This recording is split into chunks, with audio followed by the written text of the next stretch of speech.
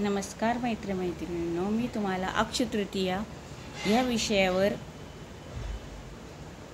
काही माहिती सांगणार आहे। आपल्याला अक्षय तृतीया या सणाबद्दल माहिती सांगणार आहे, ती आपण लक्षपूर्वक वाचावी हीच विनंती। अक्षय तृतीया एक अत्यंत पवित्र, शुभ आणि धार्मिकदृष्ट्या महत्त्वाचा सण आहे।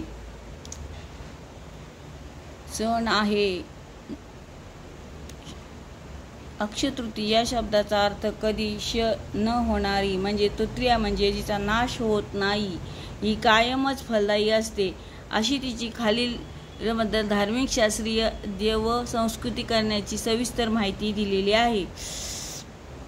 अक्षय तृतीया भगवान विष्णूचा 6वा अवतार परशुरामाची जयंती म्हणून साजरी केली जाते।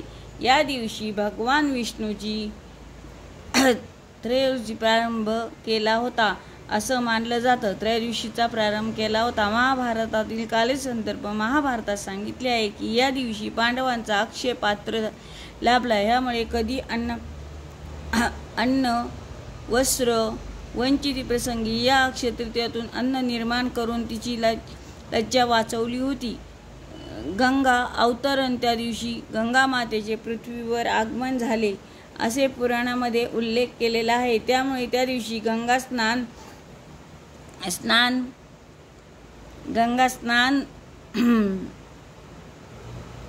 चंद्र वैशाख महिन्यात यावेळी सूर्य आणि चंद्र तेजस्वी आपल्याला उच्च राशीत असतात। सूर्य हा मेष राशीत असतो, पवित्र असते। या योगात केलेल्या शुभकृत्य अक्षय फळ देतात, यात ज्योतिषशास्त्र सांगते।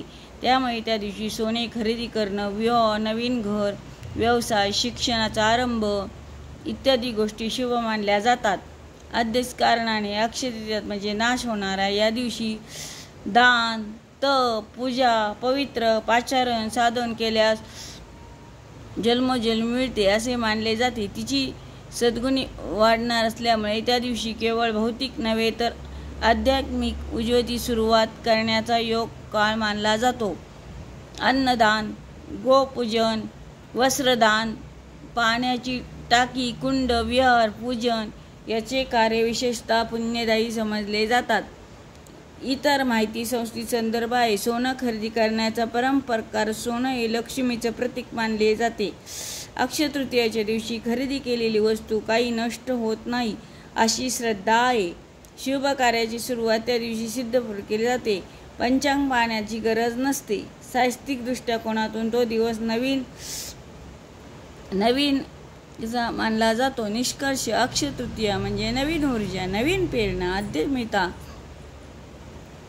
आणि प्रारंभाचा दिवस। सामाजिक दृष्ट्या देवांच्या कृपेच्या दिवशी, शास्त्रीय दृष्टिकोनातून ग्रह योगामुळे, विशेष शुभ दृष्टिकोनातून सद्गुण वृद्धीचा दिवस आहे। मित्रांनो, आज मी तुम्हाला अक्षय तृतीया सणाबद्दल माहिती सांगितलेली आहे। आपल्याला माहिती आवडल्यास माझ्या चॅनेलला लाईक करा, शेअर करा व सबस्क्राईब करा। धन्यवाद।